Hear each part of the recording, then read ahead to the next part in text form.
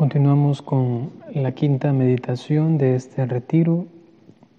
Esta quinta y la última que vendrá, la sexta, versarán sobre el tema de la oración. Para esta quisiera que nos basemos en los siguientes dos textos bíblicos. El primero está tomado del Evangelio según San Mateo, capítulo 14, versículo 23. Mateo 14, 23. Y el segundo texto está en Mateo mismo, capítulo 6, versículos del 5 al 6. 6 del 5 al 6 y 14, 23.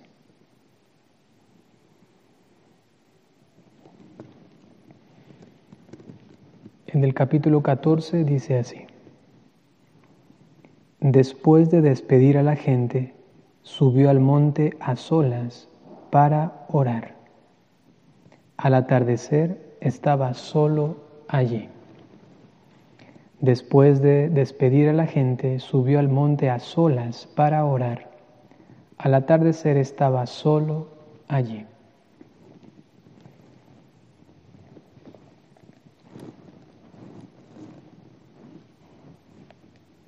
Al hablar de la soledad y del silencio en los días pasados y ahora sobre la oración, tenemos que sacar esta conclusión.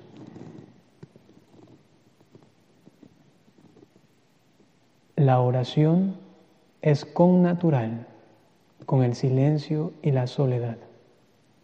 Es decir, que solamente se puede orar de verdad, según la oración cristiana que muestra a Cristo en su vida como modelo de nuestra oración, cuando está solo y cuando está en el monte, es decir, en el silencio, ¿no? Cuando está elevado de las cosas terrenas, ¿no?, hacia las cosas sublimes, ¿no?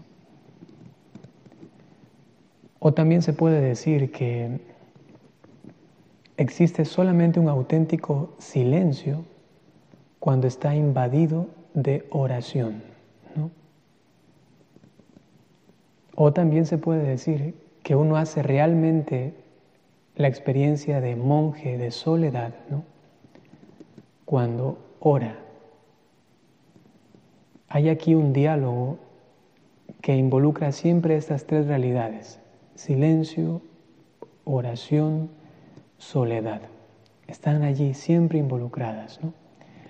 Se puede decir que para la oración más perfecta, ¿no?, uno tiene que tener el alma acostumbrada a estas tres formas: estar en silencio, solo y en oración. Todos los maestros espirituales hablan de esta elevación del alma hacia Dios, ¿no? Ellos también tratan de la oración como un diálogo con Dios, pero este diálogo así, ¿no?, como en una suspensión de todas las potencias y de los sentidos, ¿no? Para eso hay que estar callado, exterior y interiormente, y estar en un encuentro personal con el Señor.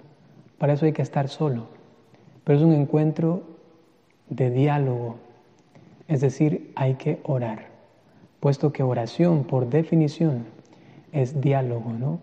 O más etimológicamente, oración, ¿no?, significa corresponder con mi boca, con mis palabras, ¿no?, al otro, ¿no?, al que está delante de mí.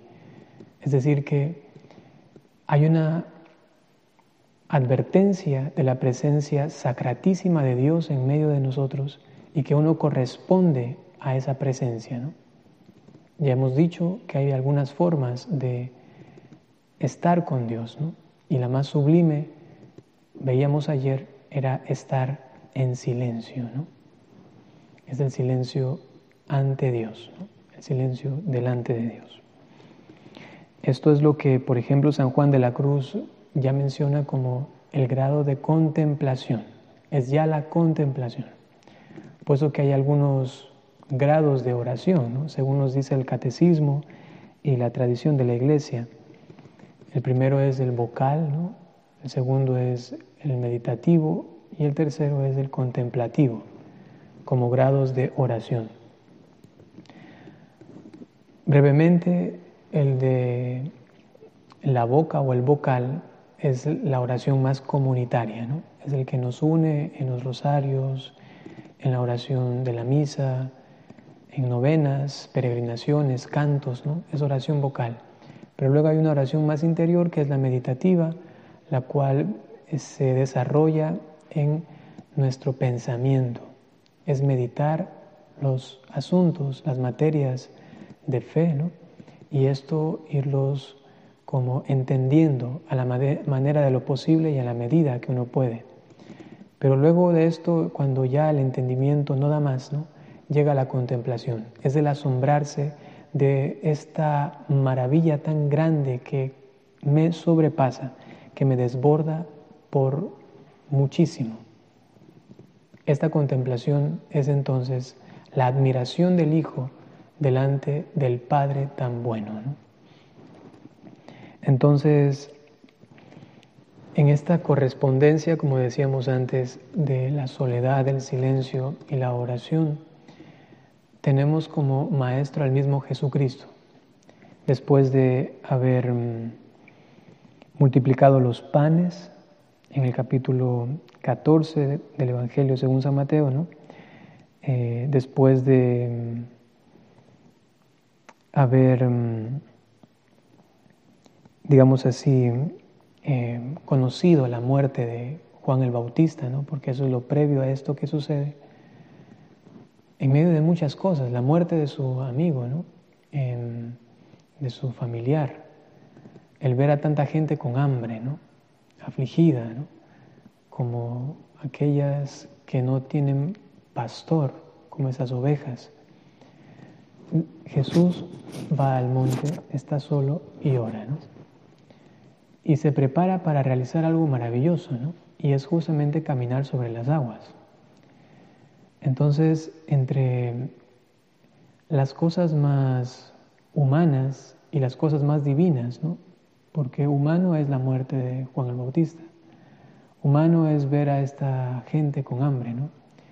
Pero ya cuando manifiesta su divinidad, de alguna manera a sus discípulos, apóstoles, ¿no? Caminando sobre las aguas, esto intuye, ¿no? Que siempre entre el diálogo de lo humano y lo divino está necesariamente la oración. Nosotros somos seres humanos, pero queremos ver el rostro de Dios. Por eso decimos, no nos escondas tu rostro, ¿no? Déjanos ver tu rostro. ¿El rostro de quién? De Dios, ¿no? Grande hazaña para el ser humano. Y esto se logra a través de la oración. ¿Cuál es la puerta para ya tener un miramiento, tener un atisbo de lo que es Dios, ¿no? Es a través de la oración. Y a través de esta oración uno va comprendiendo más la realidad divina, ¿no? Para luego descender otra vez a la realidad humana y así ir profundizando quién es Dios, pero a la vez también quién es el ser humano. Y todavía más, quizá también, qué es la naturaleza, ¿no? ¿Qué es todo esto que nos rodea? Tenemos así grandes santos que entraron en una comunión tan grande con los animales, ¿no? Que convivían con osos, ¿no? O hablaban con animales, ¿no? Con peces, o que hablaban con algún ave, ¿no? Pero también con los seres inertes, ¿no? O por lo menos los seres vegetales, que entonces entendían, ¿no? Como Santa... Ahora se me escapa el nombre de... Hay una santa que tenía esta relación fuertemente con los seres naturales, ¿no? Y entre ellos también los minerales, ¿no? Y de allí ha sacado inclusive, hay un libro, ¿no?, donde se ve toda esta explicación, inclusive medicinal, de los elementos naturales, ¿no? Esto es algo tan fuerte, ¿no?, que involucra no solamente la realidad divina, ¿no?, sino que también la realidad humana. A través de la oración conocemos la verdad total, ¿no?, la verdad global, mejor dicho, ¿no?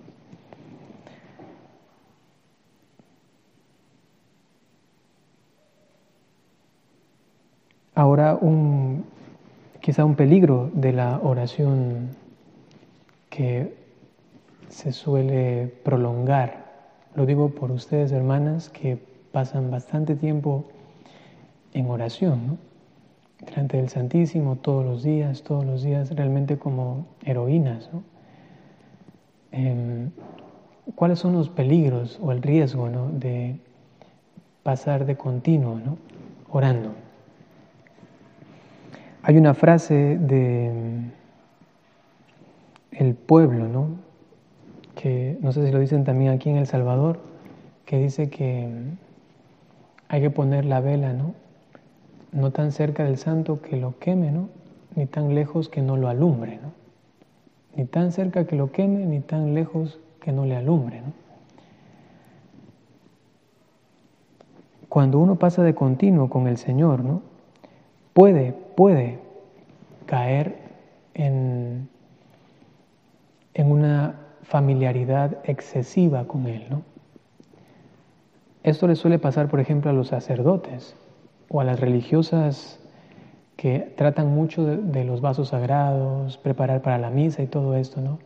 Le pasa mucho al sacristán, ¿no?, que como ya se ha acostumbrado a manejar las cosas sagradas, o también a los ministros extraordinarios de la comunión, ¿no?, van como si fuese de su casa, ¿no? Como tienen la llave, abren el sagrario, sacan, miran, meten y se van nomás, así de tranquilitos, ¿no? O sea, perdiendo todo como el respeto, ¿no? ¿Por qué? Porque se han sentido demasiado cerca, ¿no?, demasiado familiarizados con las cosas sagradas, ¿no?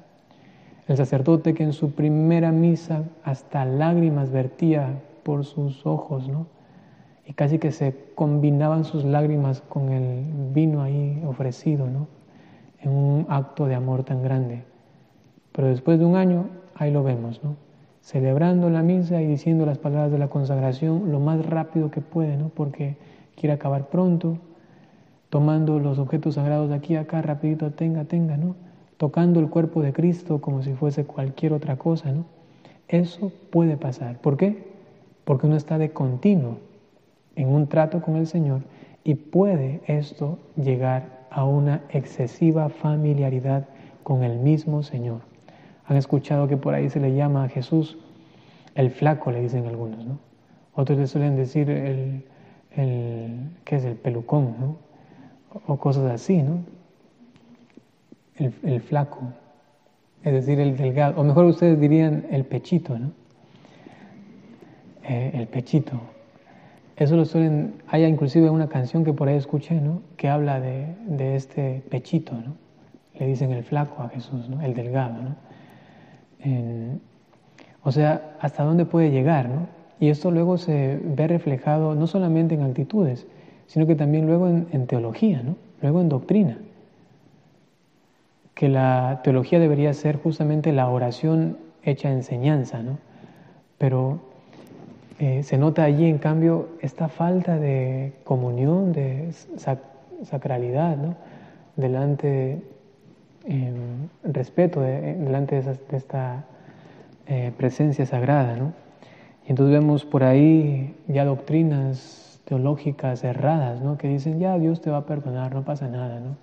Sacerdotes que dicen, bueno, aquí venga después de la misa, yo le doy la comunión aun cuando esté viviendo en adulterio, ¿no?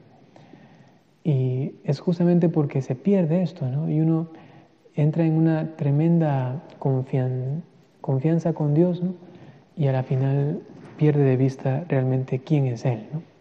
Y ojo a esto, son personas que han estado de continuo con el Señor, en las cosas de Dios, ¿no? Han estado de continuo, ¿no? No sé si ustedes se acuerdan cuando recién quizá, no sé, daban la comunión por primera vez, ¿no? Les tocó ir a dar la comunión a una ancianita y tomar el cuerpo de Cristo y dárselo, ¿no? O quizá, yo qué sé, mover el sagrario, ¿no? O cambiar esa lamparita que está detrás del Santísimo, ¿no? Con tanto respeto, que esa es la primera vez y acá. Y puede ser que ya pasa el tiempo, y uno con más confianza, ¿no? Anda hecho el confianzudo, ¿no? Entonces va y ya, aquí rapidito, acá, ¿no? Me hago entender, ¿no? Hay que tener cuidado con esto, ¿no? Porque en la oración, luego ya hablando propiamente de la oración, se puede dar algo así también, ¿no? Ya la oración se torna solamente venir, ¿no? Y ya no un respeto tan grande, ¿no? Que si vengo y me arrodillo o me postro, ya es porque tengo que hacerlo, ¿no? Es una costumbre. Rapidito ya siga, me siento, me acomodo y hago lo que tengo que hacer. Pero no con ese sentido delante de lo sagrado, ¿no? Y luego también ya en la parte más prolongada, ¿no? Que es la oración, ¿no? Si es que uno pierde también de vista, ¿no? ¿Quién está aquí? ¿Quién está delante de mí? Y la presencia real y hasta brutal de lo sagrado en medio de nosotros, ¿no? Estar en la capilla casi es solamente un lugar distinto a los demás, nada más, solo distinto. Pero en la capilla no es solamente un lugar distinto, sino que es un lugar sagrado, ¿no? Es un lugar sagrado. Y la oración también debería ser sagrada. ¿Por qué? Porque estamos en diálogo con el Santísimo, ¿no? Con el Sacratísimo, con el Santo de los Santos. Y no perder de vista esto garantiza que uno tenga una oración siempre humilde, de confianza, una oración de entrega, ¿no? Que ya veremos algunos elementos para una oración conveniente, ¿no? Antes de continuar ya con la oración más personal, les invito a leer el siguiente texto, el que habíamos dicho, ¿no? El del capítulo 6 según San Mateo. Y dice así: y cuando ores, no seas como los hipócritas, que gustan de orar en las sinagogas y en las esquinas de las plazas bien plantados para ser vistos de los hombres. En verdad les digo que ya reciben su paga. Tú, en cambio, cuando vayas a orar, entra en tu aposento y después de cerrar la puerta, ora a tu Padre que está allí en lo secreto, y tu Padre que ve en lo secreto te recompensará.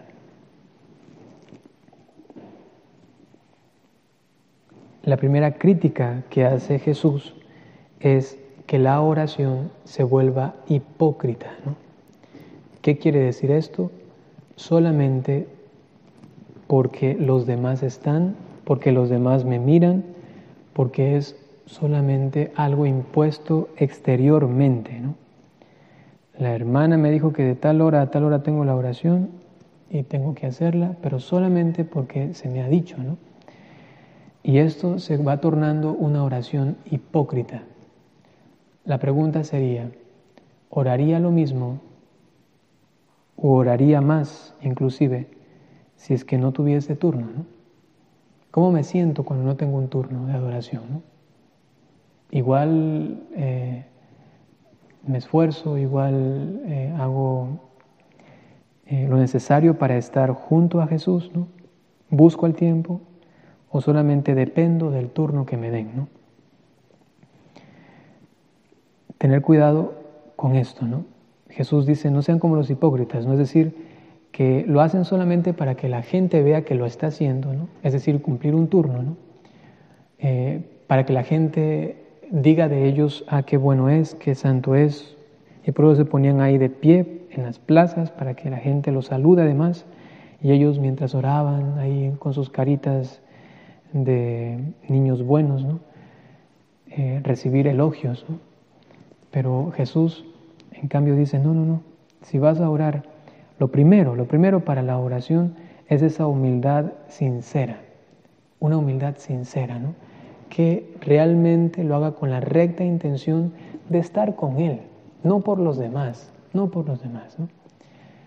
A veces me cuestiono bastante, ¿no? Cuando una persona religiosa, después de estar, yo que sé, unos cuantos años en una comunidad, sale, ¿no? Y va a su casa. Y al primer día perdió toda la oración que hacía antes en la comunidad. Toda. Quizá hace lo mismo que la otra gente, ¿no?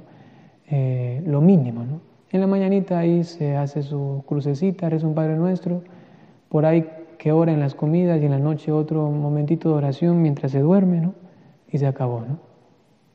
Pero y todo el tiempo que estuviste frente al Señor, ¿cuántos años estuviste delante de Él orando, llorando, y estabas allí? Y cómo te ponías cuando venían gente o tu familiar a visitarte y ahí te ponías de rodillas, o cuando estabas en la misa y la gente estaba ya saliendo y tú te ponías de rodillas también para orar y mostrar a los demás supuestamente cómo se ora, pero al final llegas a tu casa después de salir y dejas la oración. ¿Qué denota esto, no? Que todo lo hizo solamente exteriormente, que no era realmente una necesidad, que no era parte de su vida, que no aprendió ni siquiera a orar, ¿no? Porque llegó a su casa y lo dejó todo, se acabó. Se acabó, ¿no? ¿Dónde quedó toda esa enseñanza y todo ese tiempo de oración, ¿no? Eso también es un cuestionamiento para nosotros. Seguramente alguna vez ustedes tienen que ir a visitar a alguna familia, quedarse un día, 2 días por allí en algún lugar, por alguna misión, ¿no? Y eso también es importante, ¿no? Permanecer en mi trato continuo con el Señor, ¿no? Obviamente que hay lugares y lugares, ¿no? Hay lugares en los que se puede orar más en un lugar sagrado y hay otros en los que no. Pero que mi deseo, ¿no? Y mi actitud sea de continuo trato con el Señor, y cuando tenga tiempo, pues voy a orar, ¿no? Como el Padre Pedro, cuando no tenía tiempo, decía, voy al baño, y se quedaba ahí como media hora en el baño, ¿no? Pero haciendo oración, ¿no? Bueno, no creo que media hora, creo que dijo que 10 minutos, ¿no? Iba ahí y ahí decía que salía ya renovado, ¿no? Refrescado, ¿no? Porque tanto trato con la gente, una cosa, otra cosa, en Estados Unidos, por allí decía, ¿dónde está el baño? Permiso, ¿no? Y el baño se transformaba en su lugar sagrado, ¿no? De esta manera, ¿no? En este ejemplo tan práctico, por no decir hasta gracioso, ¿no? Así tenemos que aprender también nosotros a sacar momentos de oración, ¿no? ¿Por qué? Porque se vuelve una necesidad, ¿no? Se vuelve un deseo continuo de estar junto al Señor. Dice Jesús que entremos en nuestro aposento, en nuestro cuarto, ¿no? Es decir, de nuevo, a nuestro interior. Y desde esta soledad con Él, entonces orar, ¿no? Y siempre suelo preguntarles, ¿no? Y cuando nadie te ve, ¿cómo oras, no? Cuando nadie te ve, ¿cómo oras? Y si tu oración es igual o casi igual a la que cuando están las demás personas, seguramente es una oración sincera, ¿no? Pero a veces hay personas que, no sé, escuchan que ya alguien viene y entonces se ponen de rodillas, ¿no? Para que me vea que estoy de rodillas. O escucha que alguien viene y ahí sí ya me acomodo porque estaba bien casi que acostada en la silla, ¿no? Eso puede pasar, ¿no? Entonces es importante que también cuestionemos nuestra sinceridad al orar, ¿no? Bueno, aquí entran muchas otras cosas, ¿no? Por ejemplo, la meditación con la palabra de Dios, el rosario, las devociones personales, ¿no? La liturgia de las horas, ¿no? Todo esto, cuando nadie está, también lo hago, ¿no? Cuando nadie me ve, también lo realizo. Aquí se va denotando nuestra necesidad de oración, ¿no? La oración es la vida del alma, como el aire es la del cuerpo. Sin oración, podemos decir, no hay prácticamente vida cristiana. Se acabó. No hay vida cristiana sin oración. A un cristiano se le puede definir como una persona orante. Que la gente nos defina como personas de oración. ¿Qué es el religioso? Es una persona que ora, es un ser orante, ¿no? Más que es una buena persona que toca la guitarra, ¿no? O es una buena persona que canta bonito, o es una buena persona que, yo qué sé, que habla bonito, o que trata bien a los niños, o cosas así, ¿no? Que lo primero, ¿no?, que nos identifique es que es una persona orante. Eso es lo que le caracteriza, ¿no? Tener fe y no orar es una forma de no tener fe, ¿no? Es renunciar a la fe, decir que tienen fe, pero no orar. La fe sin obras es fe muerta. La fe sin oración también lo es. Dios nos manda a orar. Sean sobrios y dedíquense a la oración, según nos dice la primera carta de Pedro, capítulo 4, versículo 7, ¿no? Sean sobrios, estén despiertos, ¿no? Es decir, oren. Santa Teresa, maestra de oración, dice: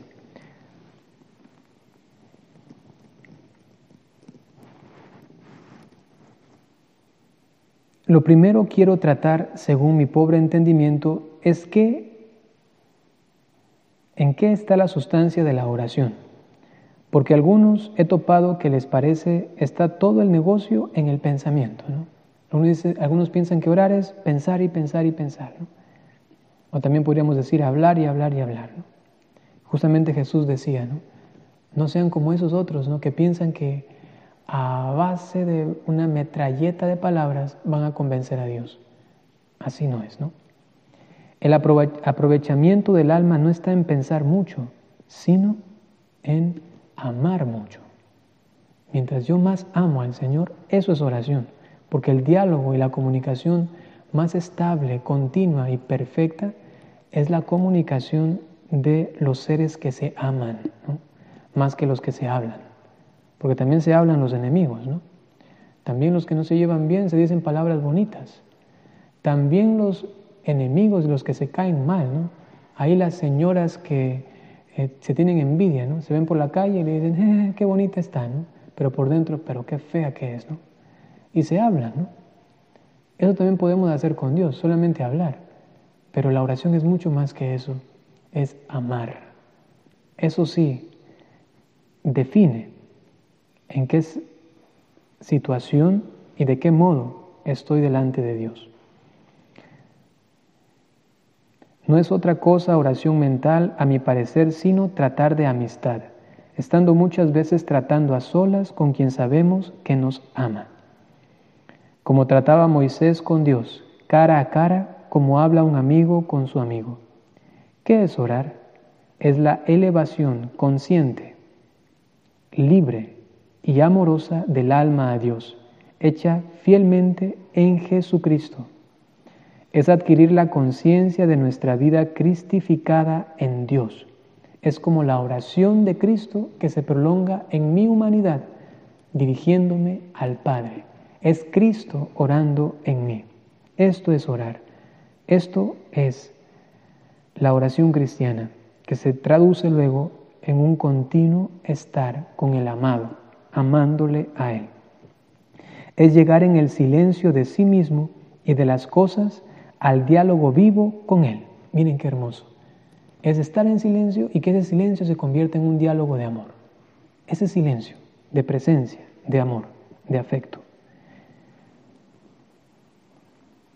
El diálogo íntimo de tú a tú, de persona a persona, de corazón a corazón.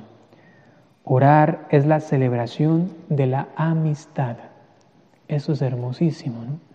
Porque entre las relaciones que existen, de las más sublimes es de la amistad. Porque la amistad es eterna. Porque la amistad, decía Teresa de Ávila, es la perfección del amor. Porque cuando son amigos, se aman.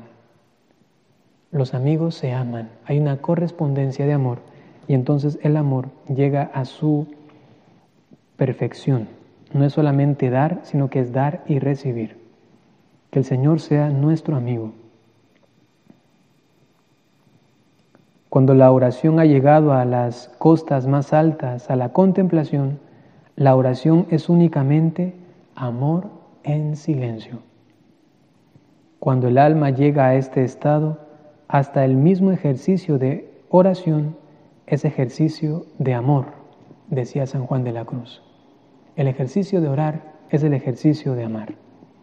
La oración nos lleva a la realización de nuestra vocación y de nuestro final feliz, es decir, amar y ser amados. Ahí está todo. ¿Quieres ser feliz y cumplir tu vocación, como decía Teresita del Niño Jesús? Pues yo quiero ser el amor, es decir, amar y ser amado.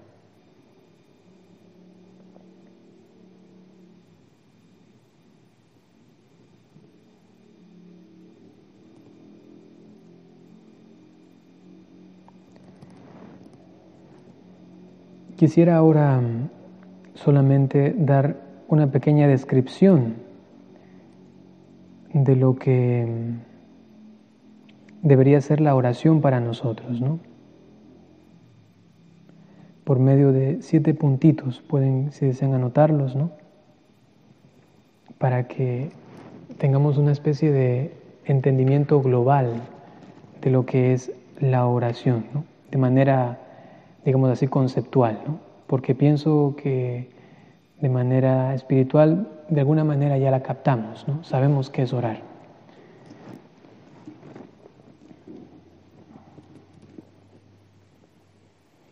Primero, la oración es encuentro. Es cercanía y contacto con la posibilidad de intercambiar palabras, sentimientos, momentos con Dios, ¿no? Es un encuentro real. Cuando voy a orar, voy a encontrarme con alguien. Primero, encuentro. Segundo, es personal. No me encuentro con una cosa, no me encuentro con un ente extraño, sino que me encuentro con una persona. Y esa persona se quiere encontrar con mi persona. Por esto es un encuentro, segundo, personal. No se trata de un ser indefinido a manera de una expresión filosófica. No es otra cosa, sino una persona, a quien nos dirigimos como a un tú, que nos mira y nos comprende, dispuesto a escucharnos, dispuesto a hablarnos. ¿Reconocemos a una persona cuando oramos? ¿Realmente le tratamos como una persona? ¿Le saludamos? ¿Le tratamos con respeto? ¿Entablamos un diálogo? ¿Hacemos silencio para escucharle? ¿Le damos gracias? ¿Nos despedimos de él? ¿No?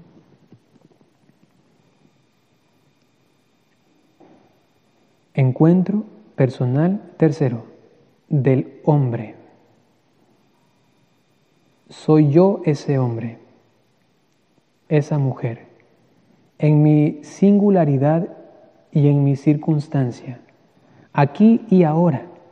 No se trata de una entrevista limitada a un tiempo entre el saludo y la despedida de los interlocutores. Se trata realmente de presentar mi vida a Dios. Yo soy toda una historia. Yo soy un cúmulo de sentimientos, un cúmulo de heridas también, un cúmulo de todo lo que me hace una persona humana. Y eso todo que soy, se lo presento a Dios. Estoy delante de aquel que me escruta, que me conoce, y que yo, cual niño con su padre, se deja, ¿no? Se confía en él. Aquí está todo, ¿no? Eso soy yo. Ese es mi estado actualmente, inclusive mi estado de ánimo, ¿no? O mi estado en ese momento de gracia, ¿no? De santidad. Lo que tengo, lo que soy, aquí estoy, ¿no? Cuando nos presentamos ante el Señor, nos encontramos con Él, ¿realmente le presentamos nuestro ser o solamente nos sentamos y nos olvidamos de todo, ¿no? Y nos bloqueamos prácticamente, ¿no? Cuando oremos, entonces también presentemos toda nuestra vida delante de Él. Hemos dicho que es un encuentro personal del hombre. Cuarto punto, en diálogo. En diálogo. Como decía antes, si no le presentamos a Dios nuestra vida, es como cerrarnos. Es prácticamente una oración hinduista, ¿no? O budista, que uno se cierra. Y es solamente para encontrarse con uno mismo, ¿no? Yo y yo. Yo y yo. Ahí buscándome a mí mismo, ¿no? Y cerrado para con los demás.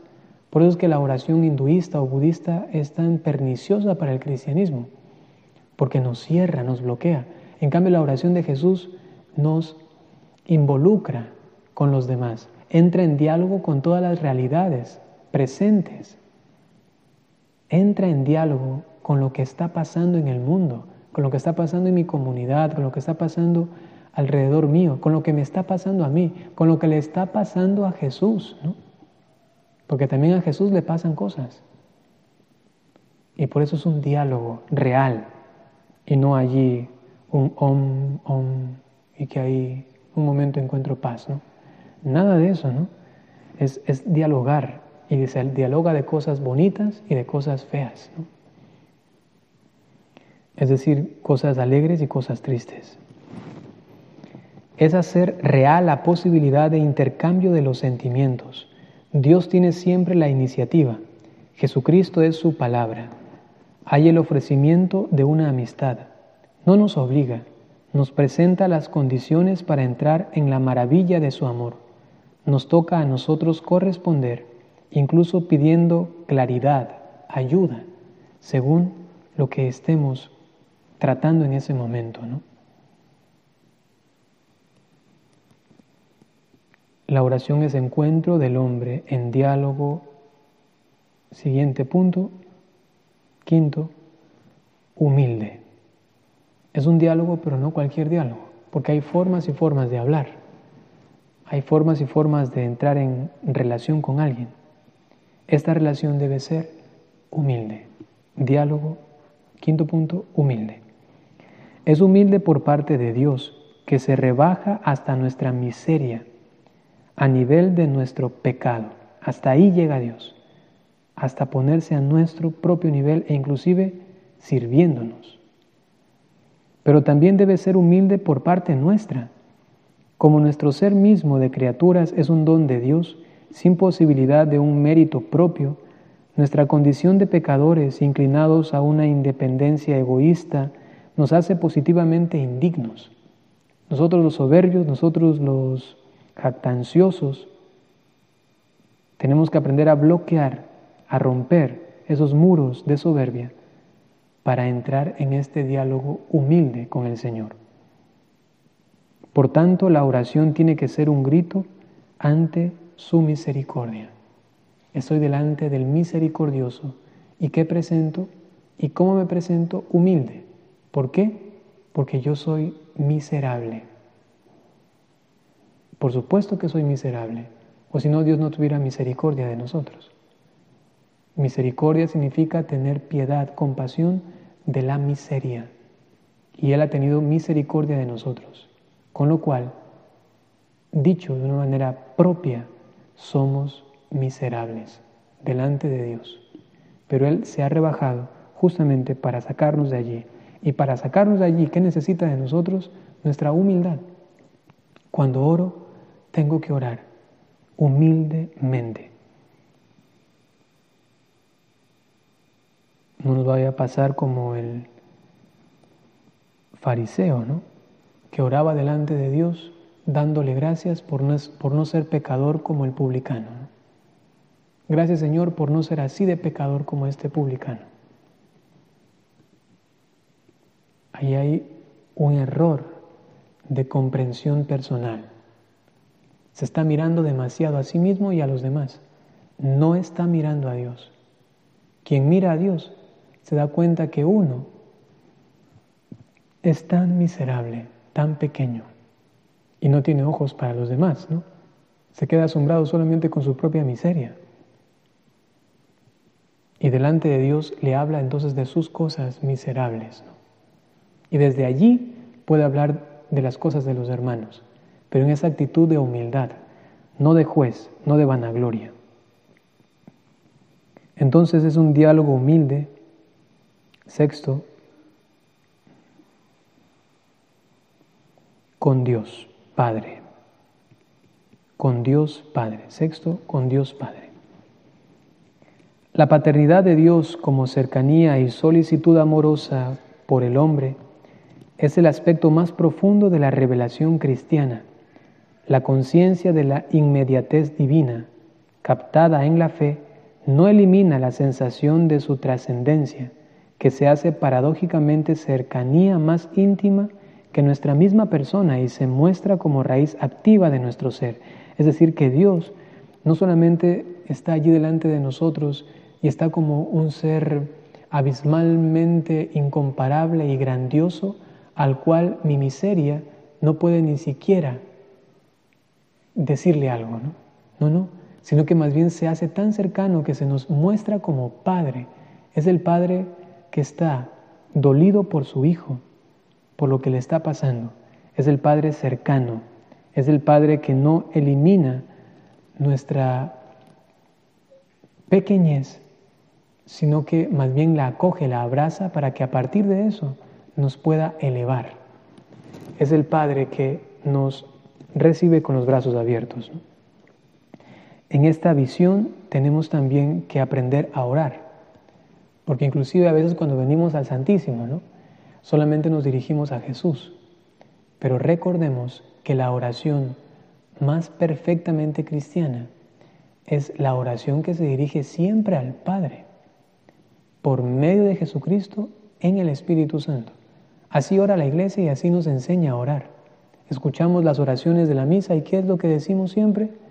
Por Cristo en el Espíritu Santo. ¿A quién? Al Padre. Toda oración está dirigida ¿a quién? Al Padre. El mismo Jesucristo nos enseñó, ¿no? Nos dijo, cuando oren, digan, Padre nuestro. Está dirigida al Padre. Y en esta dirección, ¿no?, hacia el Padre, nosotros entramos en diálogo, ya veremos después, con el Hijo. Es por medio de Jesucristo, a Él nos dirigimos. Por medio de Jesucristo, dirigiéndonos a Él, nos dirigimos al Padre, ¿no? Por ello, es un diálogo humilde con Dios Padre. Séptimo, a través de Jesucristo. A través de Jesucristo. La cercanía de Dios no es una idea abstracta. Dios se ha hecho hombre en su Hijo. Utiliza nuestro lenguaje. Lo podemos tocar, lo podemos llamar. Es Él. Eres tú, Señor.